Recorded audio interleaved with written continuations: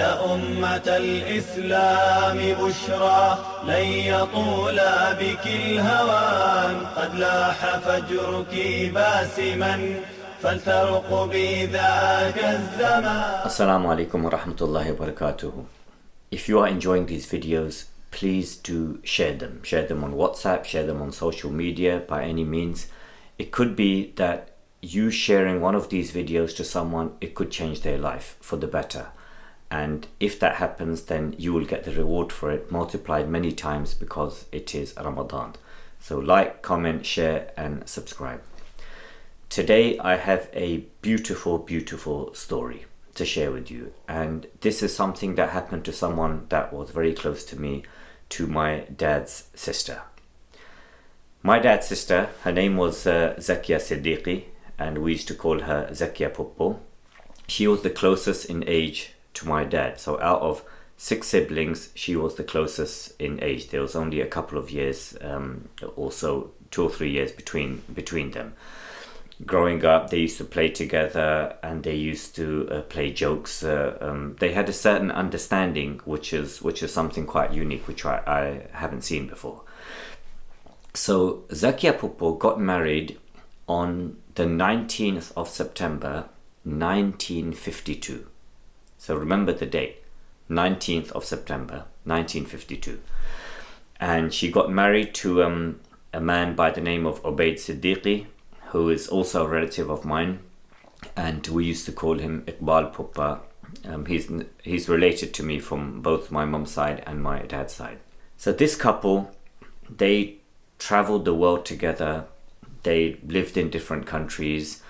He earned, he worked, they had children. Their children grew up, their children got married, and eventually they went to Houston, Texas, USA, and they settled there.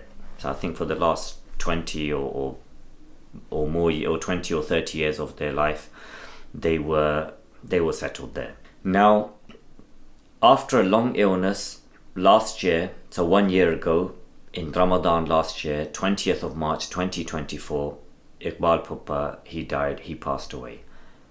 May Allah forgive him and have mercy upon him. So after 71 years of marriage, after 71 and a bit years of marriage, he passed away. Naturally, Zakia Puppo was inconsolable.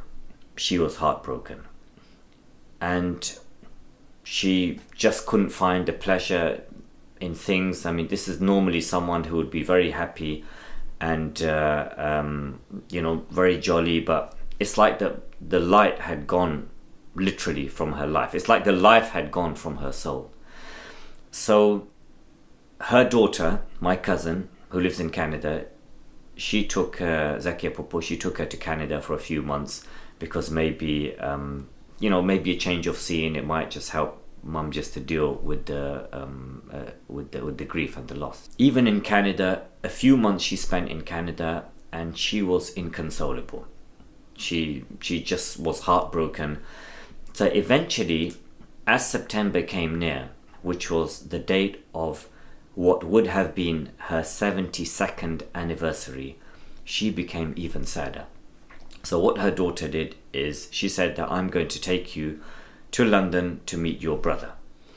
So these were the 2 remaining siblings, the last siblings out of 6. All of them had died, and only these two remained. A flight had been booked for the 23rd of September 2024. So this is just 6 months ago. Her tickets had been booked, flight had been booked, accommodation had been sorted. I was looking forward to meeting her after some 30 years. Since I came home from prison, I had video called her. I used to video call her regularly and speak to her. But this was the first time that I was actually going to meet her. I was really looking forward to meeting her. My dad was looking forward. The whole family, all of us were very excited, and she was excited as well. But on the other hand, she was still heartbroken. And as the time came close, she said to her daughter, in 72 years, I have not missed a single anniversary with my husband. 71 anniversaries we celebrated together, and this 72nd one which is coming up in a few days' time. This is going to be the first one that I am going to miss. Then around about 10th of September or so, she saw a dream, and she saw that there's like a big wedding taking place, and her husband Iqbal Puppa is looking for a white sherwani. Sherwani is like a wedding, like a piece of wedding clothing, a wedding suit that men wear in South Asia, in Pakistan. Iqbal Puppa is looking for a white sherwani. There's guests there, there's lights everywhere. It's like a wedding, a big celebration is taking place. And her husband, so she's there, and her husband is looking for a white sherwani, a white wedding dress. So her daughter said that when Mum told me this, I said, Mum, but in your wedding, Dad wore a black sherwani. He didn't wear a white one. Anyway, so all the preparations were underway, and they're getting ready to come to London on the 23rd of September. Everything's been booked. And on the 16th of September, 3 days before her 72nd anniversary, Zakia Popo had a heart attack and she died, and she passed away. May Allah subhanahu wa ta'ala forgive her and have mercy upon her. Now, her body had to be transported to America for burial. Normally, this process, it can take a couple of weeks. There's paperwork, there's registrations, there's the flight booking, there's a number of factors that have to be taken into place. 16th September she died. 19th September was the anniversary. For some reason, everything got sorted out within 48 hours, and she arrived in Houston, Texas. Her body arrived in Houston, Texas. On which date? On 19th of September 2024, just 5 months ago. Houston, Texas, where her husband was buried. So she made it in time for her 72nd anniversary with her husband. Before I continue on to the reflections from this story, and there's three very beautiful reflections that I wanted to share with you about the story. I just want you to stop for a moment and make dua for this couple. Make dua that Allah subhanahu wa ta'ala forgives them, has mercy upon them. He brings them into paradise. He protects them from the punishment of the grave, and He protects them from the hellfire. They had clean hearts. They never spoke ill of anyone. They were happy. They were jolly. They tried their best, like any parents do, to raise up their children in the best way that they could. And they are sorely missed by a huge family of children, grandchildren, great-grandchildren, nephews, nieces, many people. They miss them. So please, in this moment, make dua for them. Make a special dua for them. The first reflection that I have to share from this story, from this dream, is the effect of relationships on lifespan. There's this new fashion, this craze at the moment about longevity, and people are talking about what you have to do to increase your lifespan. So after the age of 40, you have to build muscle mass because you start losing muscle. You have to eat natural foods. They say you should have sauna 2 times a week, and you should have an ice bath once a week. You should get more sun. You should work out. You should, meditate. You should do all of these things. But in a study they found, where they studied thousands and thousands of people, they found that the single biggest factor for increasing one's lifespan, and this is obviously medically, I'm not talking about Allah subhanahu wa ta'ala can take anyone's soul at any moment. I'm talking about from science or research. The single biggest action that a person, the single biggest factor that determines whether or not a person will have a long life is the quality and the quality of their relationships and their social interactions with the people in their lives and those close to them. So nowadays you have people who are in top physical shape, they have fit bodies, they work out, they're making lots of money, they're in good financial health, they have a house, they seem to have friends, everything. But what is the state of their close relationships? What is the relationship of this man with his wife, for example, or with his siblings, or with his family, or with his relatives, with his parents, with his children? What is the quality of that relationship? When I was in prison, I read this newspaper article, which was a review of a book written by an Australian palliative care nurse by the name of Bronnie Ware. I'll put her details in this in the description field. Now, Bronnie Ware wrote this book. So she was an Australian palliative care nurse, meaning that she spent time with patients in the last 3 to 12 weeks of their lives. In other words, she only knew these people 3 weeks before they died, or maximum of 12 weeks before they died. And she would spend all day with them and listen to them and whatever they wanted to say. And based on this, she compiled a book called The Top 5 Regrets of the Dying. The Top 5 Regrets of the Dying. And you know what they were? These were the top 5 regrets of the dying that she found. I'll read them out. Number 1. I wish I'd had the courage to live a life true to myself, not the life others expected of me. Number 1. Number 2. I wish I hadn't worked so hard. Number 3. I wish I'd had the courage to express my feelings. Number 4. I wish I had stayed in touch with my friends. And number 5. I wish that I had let myself be happier. Think of this couple, Zakia Puppo and Iqbal Puppa.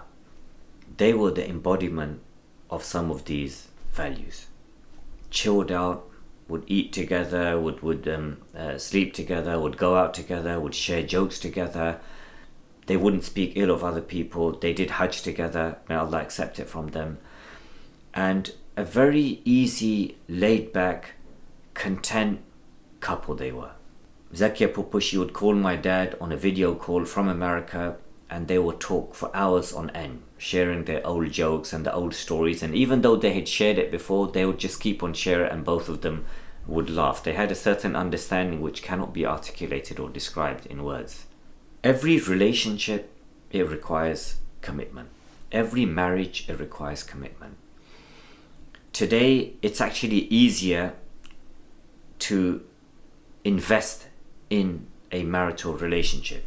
You have social media, you can send someone a message, you can send someone a photo, you can phone someone. So in some ways it's easier to maintain a marital relationship, but in some ways it's become harder because people are driven to distractions from social media. Every marriage requires commitment.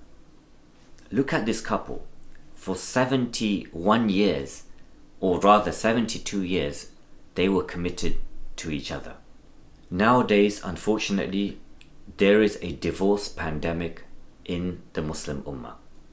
In the Muslim community, in all countries, especially in the Western countries, there is a divorce pandemic. And people aren't talking about this. Imams, scholars, sheikhs, they're not talking about this. Why?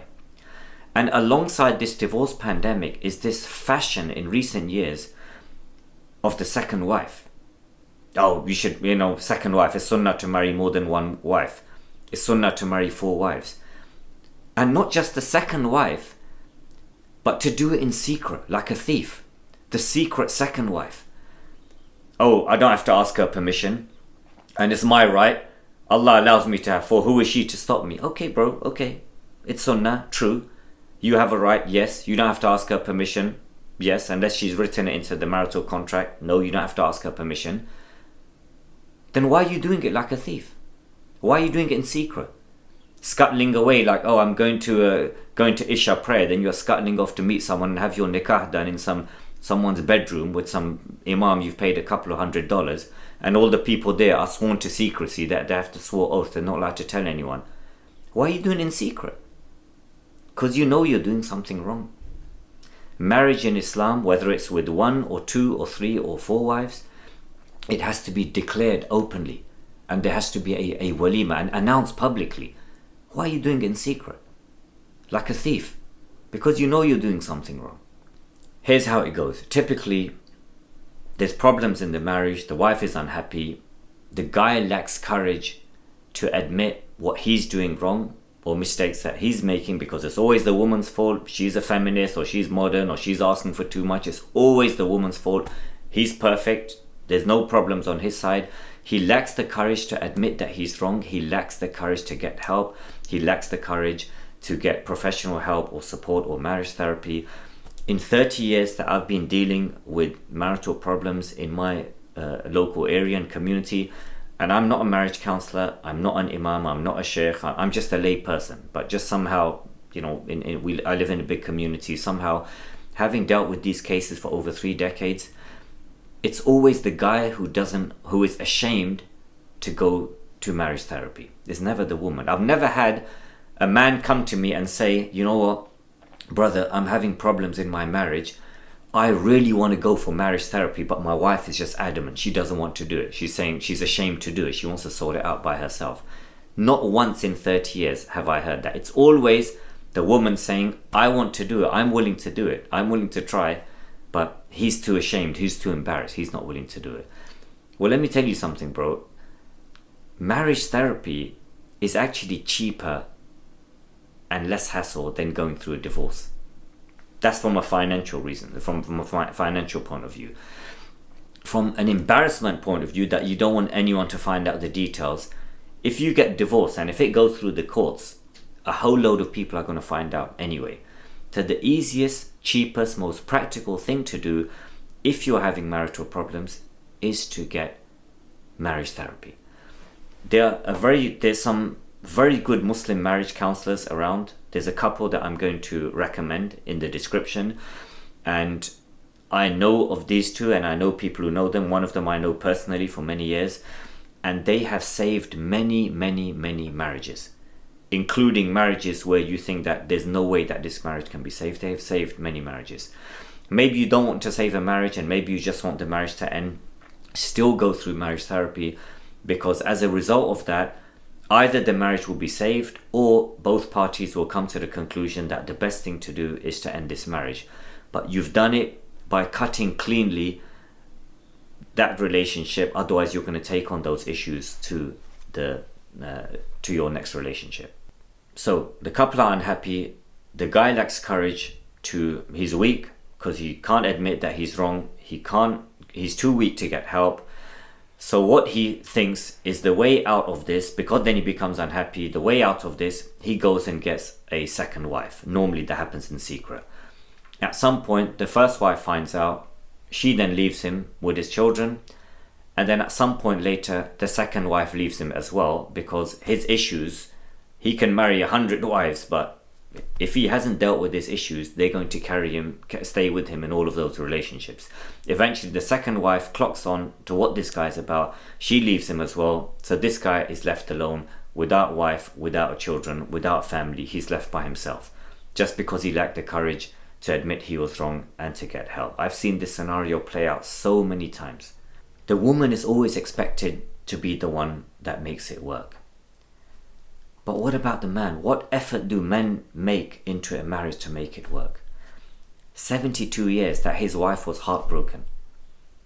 And look, he must have done this very well. This commitment, Iqbal Pupa must have done this very well for his wife to stay so loyal and loving towards him even after his death. So when I say marriage is about commitment, what does that mean? Being committed means that you're willing to come out of your comfort zone and to make sacrifices for the sake of your relationship and for the sake of that other person. You're willing to do things that you wouldn't normally do. To go and sit in a room with a stranger, with a marriage therapist, and to talk about deeply personal problems. No one likes to do that. But if you value that relationship, and I say that especially to the men, if you value that relationship with the mother of your children, then you will come out of your comfort zone. If you don't want to do it for the sake of your relationship with the mother of your children. What else does it mean to come out of your comfort zone? When I say commitment, it means getting therapy to process your unresolved childhood trauma. A lot of marital and relationship problems, a lot of adulthood relationship problems, physical problems, mental problems, emotional problems a lot of them stem from unresolved childhood trauma. And by childhood trauma, I don't mean, it can sometimes be the big things like you're a war refugee, or you experience abuse, physical abuse or sexual abuse as a child, or something like that. It could be something like that. It could be poverty. It could be racism. It could be there was a bully within your family or within your school, for example, that affected you. Anything now as an adult that brings butterflies to your stomach or makes your heart feel, like your chest feel tight, any memory that induces a physiological response in your body today, that is trauma. Doesn't matter what it is. It could be going into a swimming pool. So in adulthood, one of the best things that you can do for your life, one of the best returns on investment, is to get therapy, individual therapy, to process your unresolved childhood trauma. When I say marriage is commitment, it doesn't mean that the woman should put up with abuse. Let me say something very clearly, and I address this to the sisters. Sisters, if there are problems in your marriage, there's arguments, there's disagreements, you're clashing all the time, do whatever you can to save your marriage. Make dua, get help, try to get your husband to agree to marriage therapy. Try to get mediators involved from people that he respects. Try to get some support. Do whatever you can to save your marriage. But, and I say this, but leave at the first incident of abuse.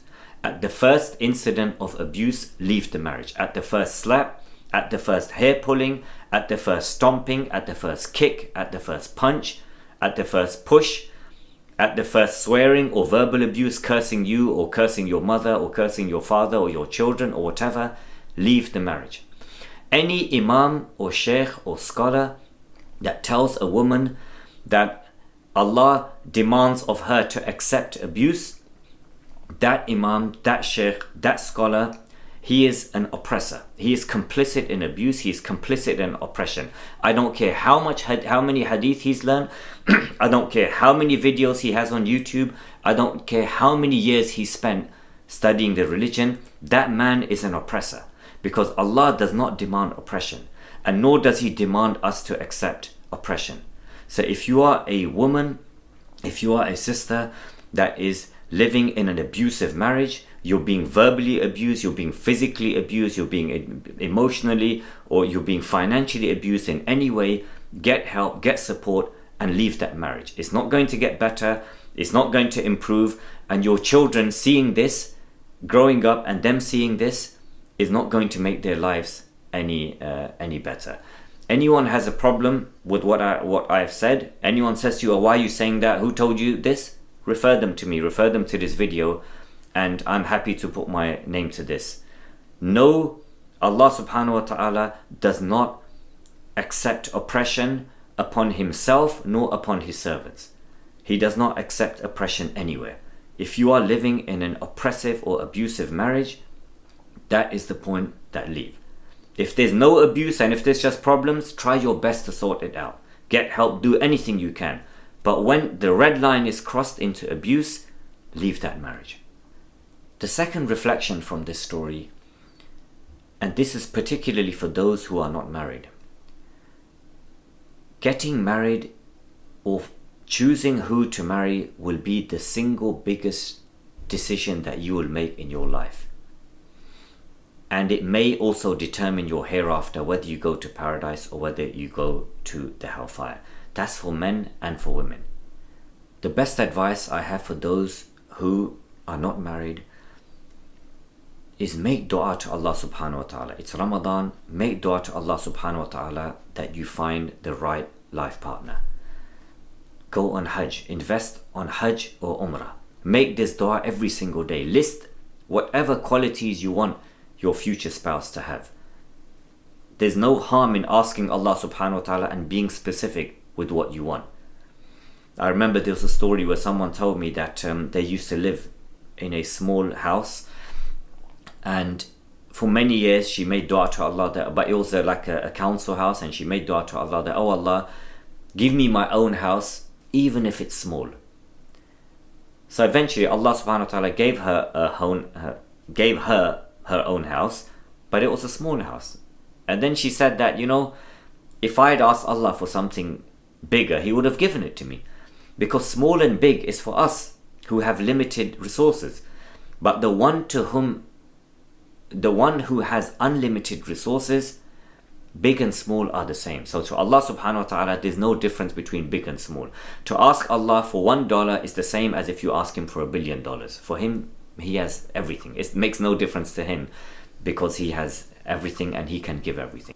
Hajj makes wonders. Hajj is expensive. $10,000 or £6,000-7,000. Consider it like an investment.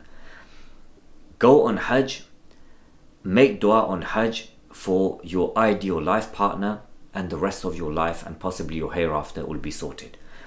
Some people spend more than $10,000 on flowers at their wedding, or on an entertainment, or on food, or on gifts, or on decorations. Hey, I'm saying spend this money, save it up, go on Hajj. Umrah also works wonders, but Hajj, if you can't afford it anytime soon, then go on Umrah. But if you can do it, save up, go on Hajj, and make dua on the plain of Arafat for a life partner, a wonderful life partner, and Allah subhanahu wa ta'ala will show you His wonders. And the second advice that I'll do to young people who are looking to get married is to do work on yourself. And by that I mean get therapy, get family therapy to process your unresolved childhood trauma. Men especially have a problem with that. So one of the reasons you have to do this, because it's not fair to take your childhood trauma and your inner child and the way your inner self speaks to yourself, to bring that into a marriage, and let another person deal with it, and then to have children, and then to let those children deal with it. Get therapy now so that your children don't have to get therapy by having you as a parent. Men especially have a big issue with this. They're like, oh, I'm weak. Like, it's considered a sign of weakness. Let me tell you, you know my life story. You know where I've been. You know I've been to war. You know I've been to prison. You know whatever I've been through in my life. I've had over 100 hours of therapy since I came home from prison in 2015. And you know what? I still struggle. I still have good days and I still have bad days. But I've come a long way from where I was, and I've never regretted having therapy and having gone into my life from birth until now and going through and taking out all of those skeletons, all of those things that I don't want to talk about it. I don't like talking about it. If you don't like talking about something that happened to you, that is trauma. And that thing, you either talk about it, or it's going to come out as rage, or it's going to come out as cancer, or it's going to come out as eczema, or it's going to come out as diabetes at the age of 25, or it's going to come out as arthritis at the age of 35, diseases that people of your age shouldn't be getting. So it's easier and less hassle and more comfortable than having to live with this pain every day is to get help and to get support. So that's the second reflection. And the third reflection from this story, the third lesson, is be sensitive to dates, both in your life and especially to those around you. For example, in this case, Zakia Popo was getting very emotional and very upset as the time was approaching of her 72nd anniversary. Sometimes a woman will have a miscarriage, and every year on the date of that miscarriage, she becomes upset, or she becomes angry, or she becomes irritable. And the husband is like, what's happened to her? Like, or her family is like, she's just being really silly, she's being funny, like, why is she acting like this? It's because that date and your date is a trigger, is causing her pain. Be sensitive to that and give them space. Allow them to talk about it. It could be a death anniversary. It could be someone who suffered domestic violence and on a particular day, or something that happened, or there could be some sort of memory especially dates that could trigger people. It could be a birthday, it could be a date of a wedding, for example, a date an incident took place. It can be quite triggering for people.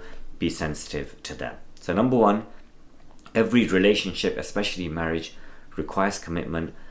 Number two, the advice for those people who are not yet married is to make dua and to process your own unresolved childhood trauma. And number three, be sensitive to dates of yourself and those people around you. If you benefited from this video, please share this video. It could be that this video may save someone's life. It could be that it would change someone's life for the better. Till the next one, Assalamu alaikum wa rahmatullahi wa barakatuh. يا أمة الإسلام بشرى لن يطول بك الهوان قد لاح فجرك باسما فلترقبي ذاك الزمان يا أمة الإسلام بشرى لن يطول بك الهوان قد لاح فجرك باسما فلترقبي ذاك